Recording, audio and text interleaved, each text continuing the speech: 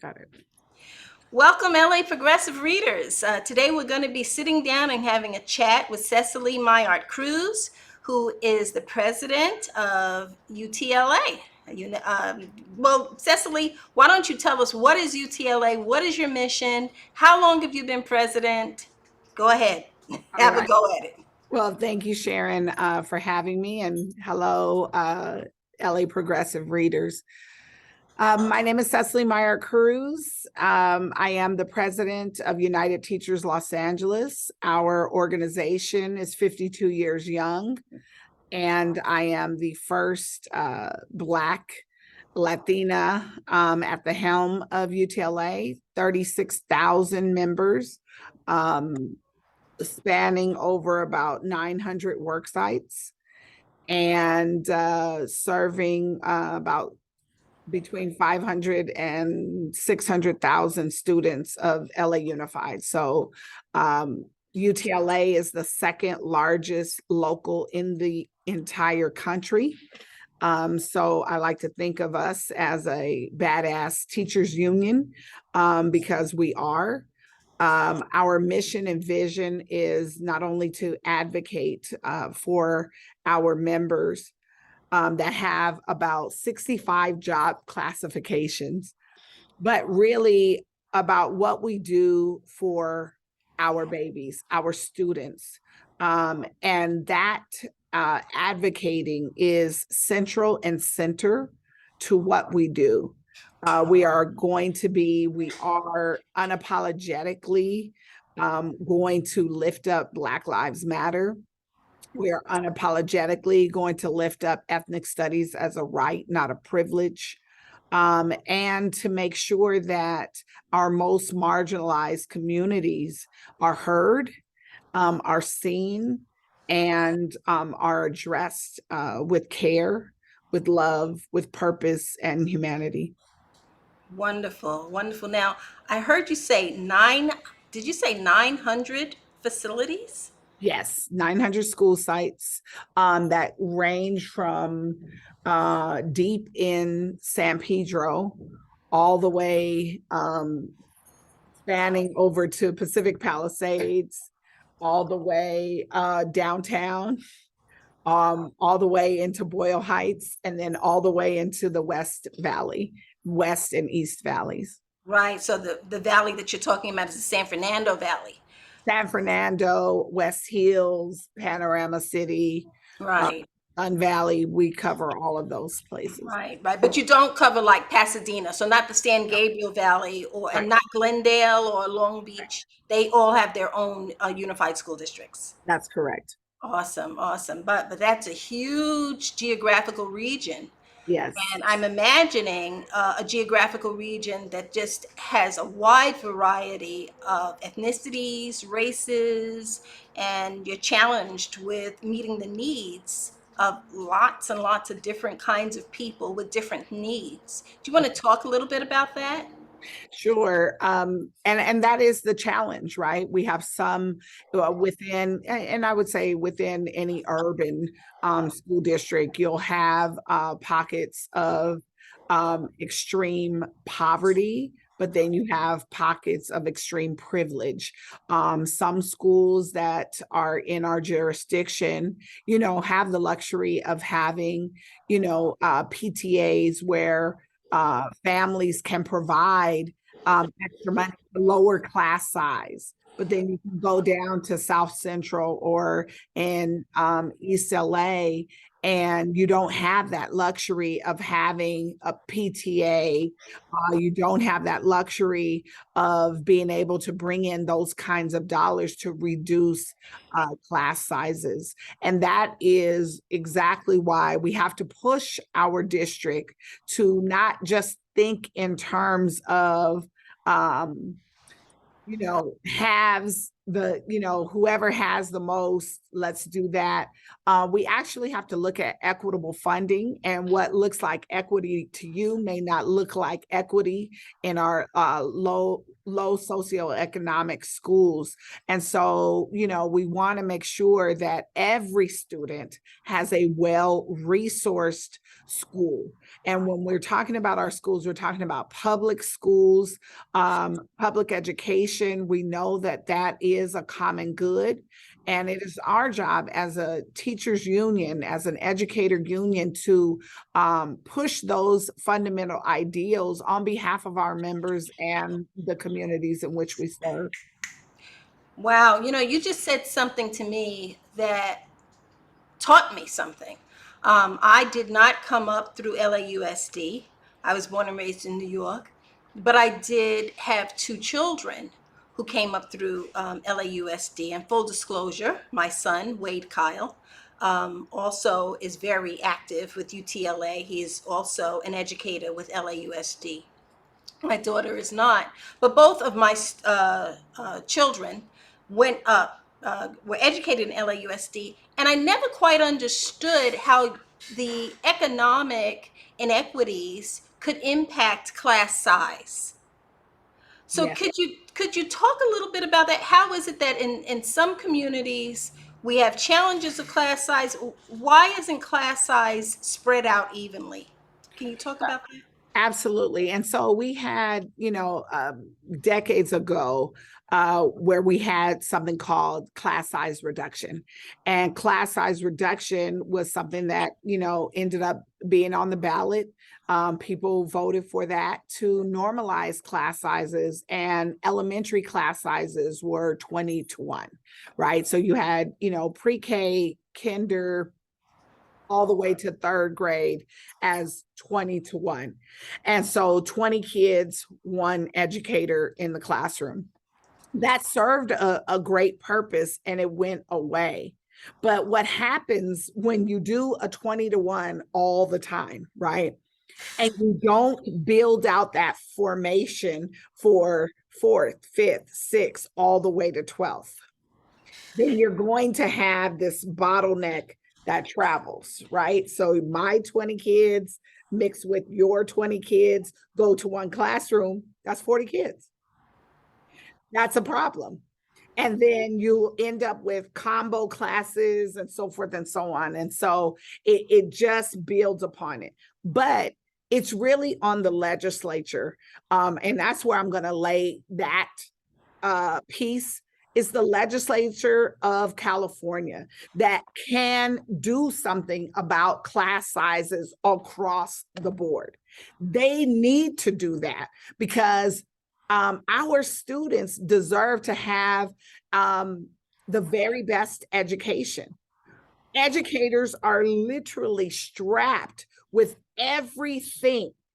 And because I'm sure that Wade has spoken to you about that, when you become, because, class sizes is high, then you have a school that is short-staffed, right? That's not staffed up, that doesn't have mental health services, that don't have arts and music and all of these other things.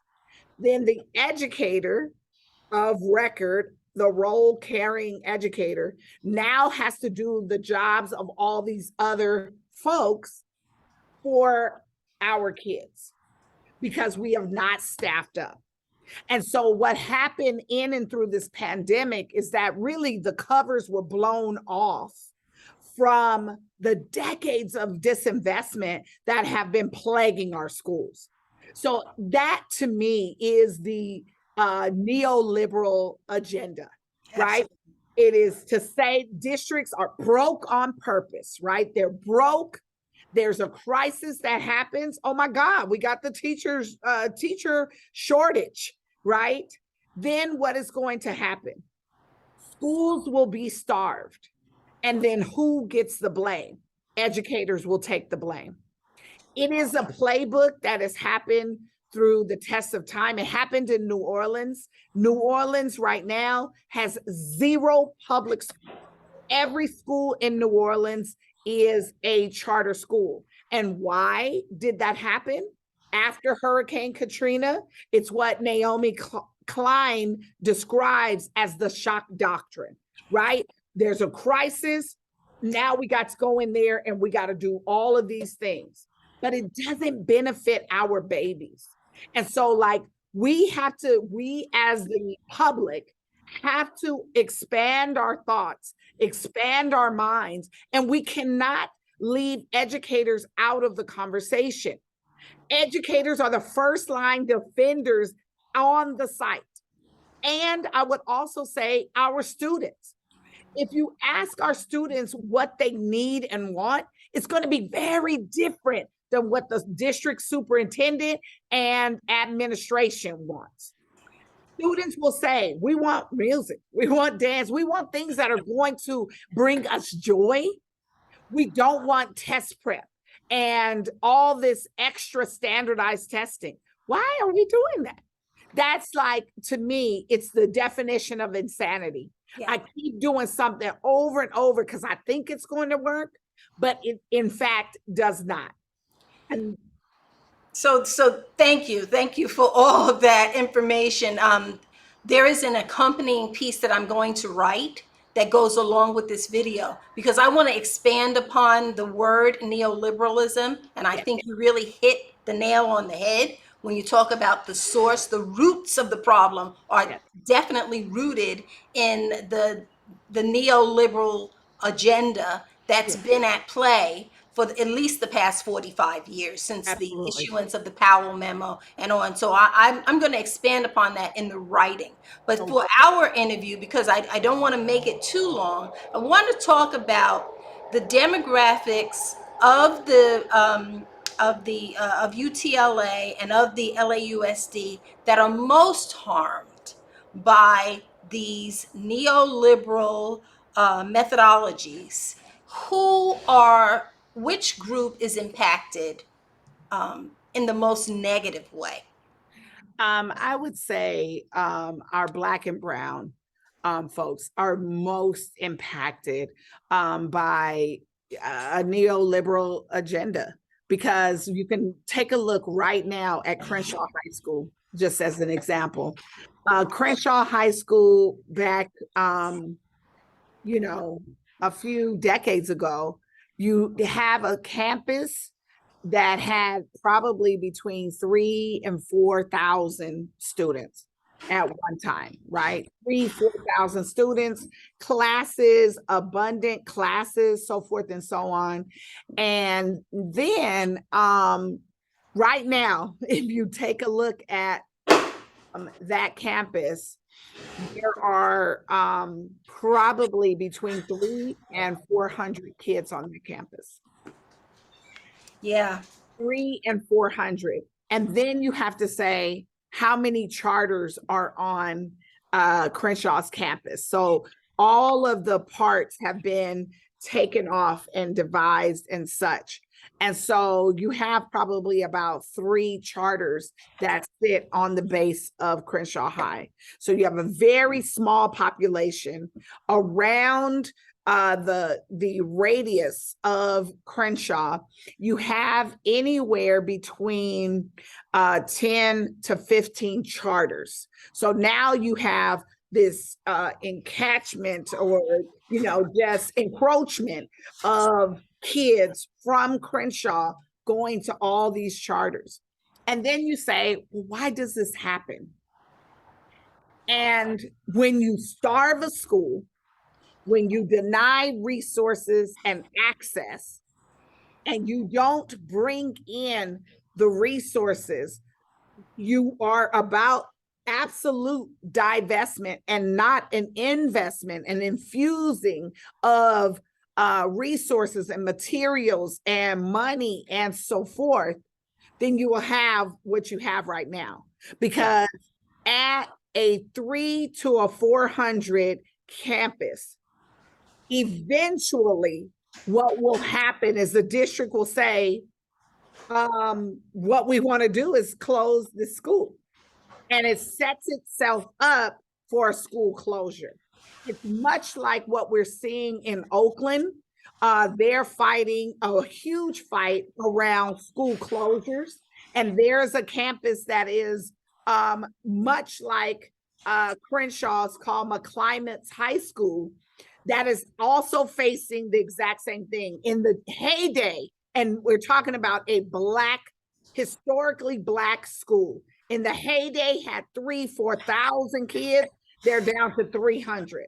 So we know that McClimate's and Crenshaw, because those two are linked, are going to be on the chopping block to say, you know what, this is a failing school.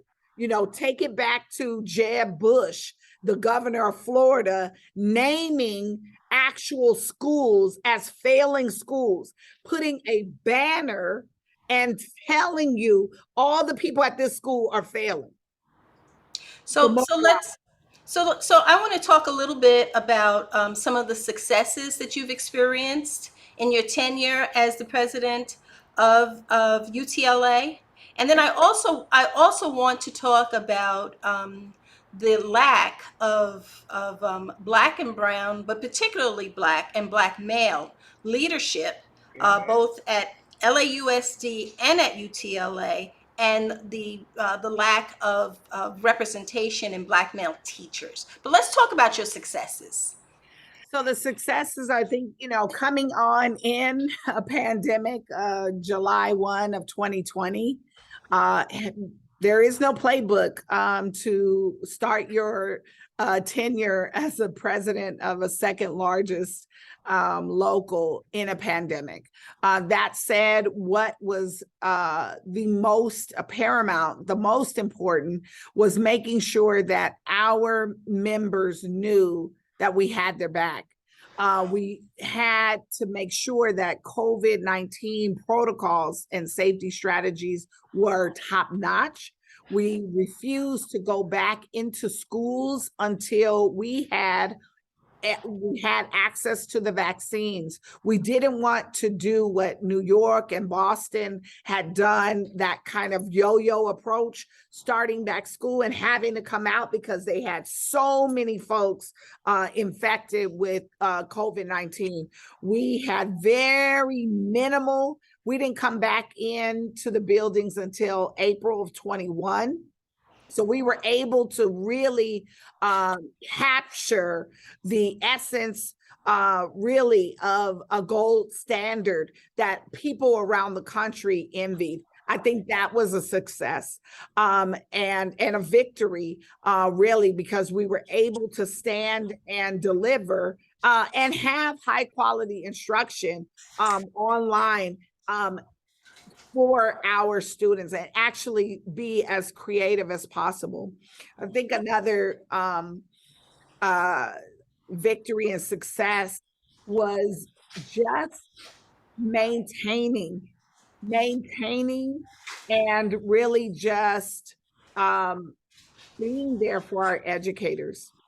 I can't tell you how many times I went into the grocery store in the middle of the night and I would have, an educator say, "Oh my God, I didn't think you did your own grocery shopping. I just want to say thank you so much." I'm like, I'm a single parent. I'm navigating along with you on distance learning and such. And I think that was a success. Another success is actually doing a real listening tour for our Beyond Recovery platform. Our Beyond Recovery platform really hitting and honing in on the most critical items that our members were talking about. But it was. So if I can interrupt you, because Beyond Recovery, our readers are not necessarily familiar with that program. So can you talk, what is Beyond Recovery?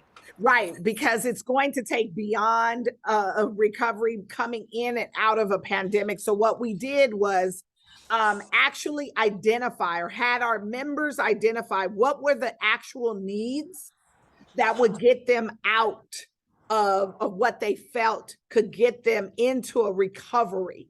One of the biggest things, and I want to let the readers know that not only did we do this for our educators, but also students, parents, and community held town halls as well, using the same types of questions. What did they want to see at their school? What did they want educators to feel? What did they want students to feel, and such?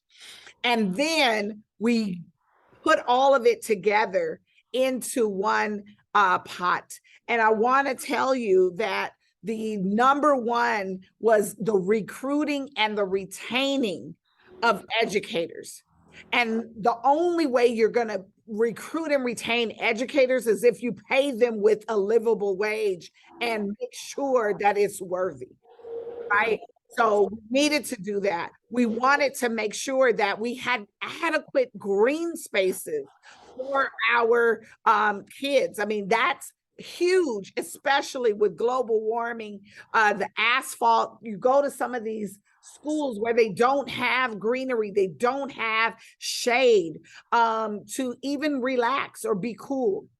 You know, I heard a student say, you know, if I just don't think about the heat, I try to take it away from my mind. And I was like, a third grade kid should not have to have that kind of thought.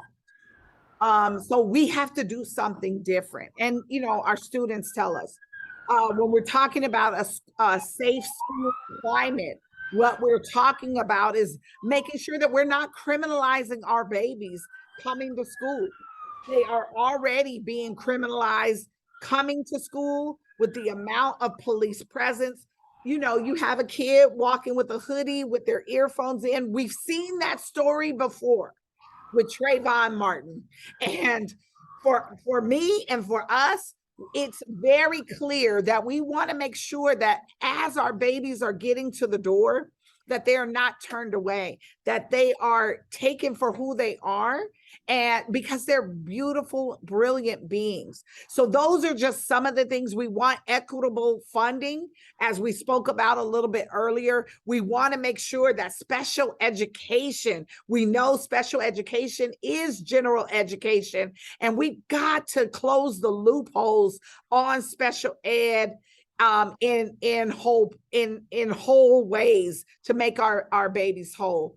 There are 7 pillars, and I can share that with you, and you can share that document for the readers as you put that out. So it will be like a little link, and people can pick that up and really think about a new way. For us, it was a new way of envisioning the possibilities that you can use money and resources in a different way to actually invest not only in our babies, but invest in our communities and invest in our educators.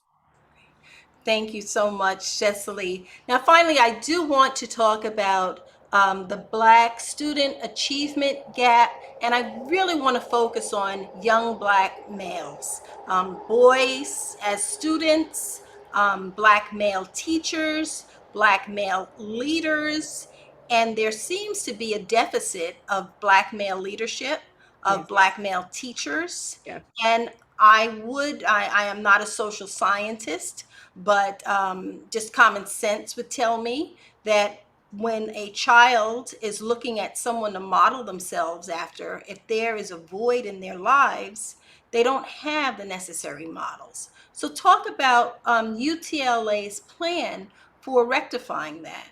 Yes. And I'm glad to note that. I want to let the readership know that there are 315,000 educators in California. 315,000. Of those 315,000, you're going to go down to 12,000 Black educators. Yeah, that breaks my heart. Go down to 3,000 Black male educators, of which your son is one. For the whole state. Incredulous.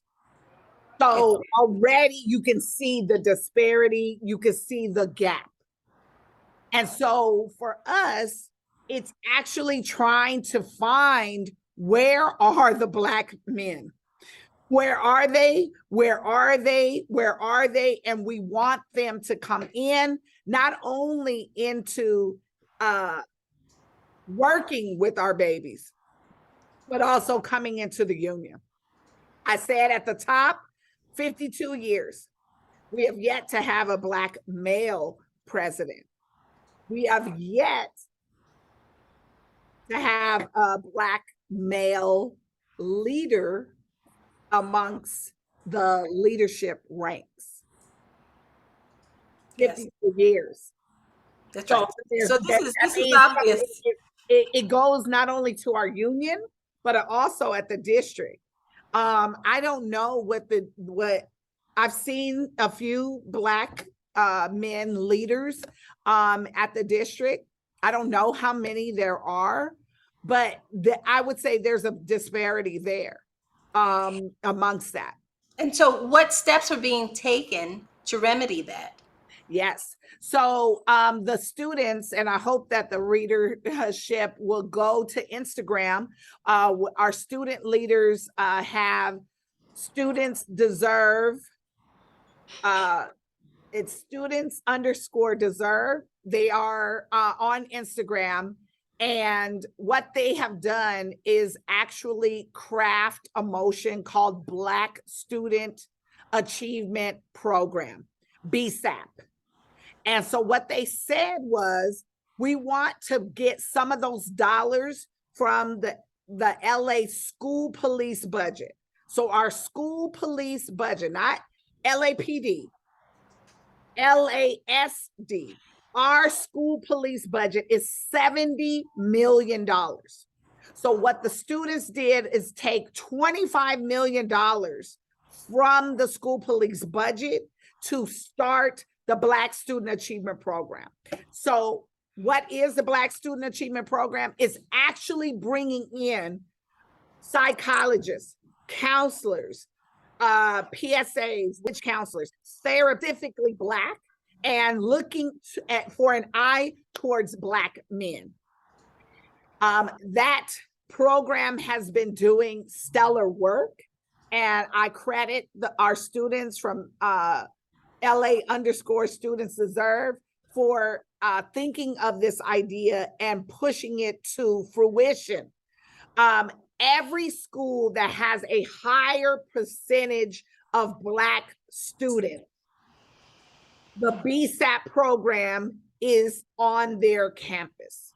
And so with the BSAP program on the campus, that means you'll see an infusion of therapists, counselors, so forth, to bring those Black students together and have dialogue so that kids know, oh, I have the BSAP program. These are the folks I can reach out to, and they look like me. And so when I went to Dorsey High School, and they have an infusion now, because now they're a community school and they have the BSAP program, which is working hand in hand. One of the students came up to me and said, oh my gosh, her name is LaKale. She said, she's fantastic. She said, I feel so inspired. My counselor is Black. She looks like me. The psychiatric social worker on our campus is a Black man. I am talking to him every day. The culture has shifted. This is a student saying what this program means to her. And it gives me joy to know that's a small step. We have to do way more for our Black kids. And we know that, because some people are like, well, but what about my kid? And what I would say, and what the students say all the time, is that if you fix it for Black kids, you fixed it for everybody. You fixed it for everybody. That's right. When you have BSAP counselors and therapists at your school site, they're working with everybody. They're working with everybody, but they are definitely making sure that Black students have that uplift that is so desperately needed in our schools. Thank you. Well, thank you, Cecily. I think that we're running out of time. We wanted to keep this short. This will be accompanied by an article. Thank you so much for sharing your time with the LA Progressive community. And I wish you continued success. And I'm looking forward to seeing more Black leadership, brown leadership, and particularly Black male teachers and leaders, because obviously this is an area where we are continuing to fail a subsection of our community. Thank you for spending time with us. Thank you. So long. Bye-bye.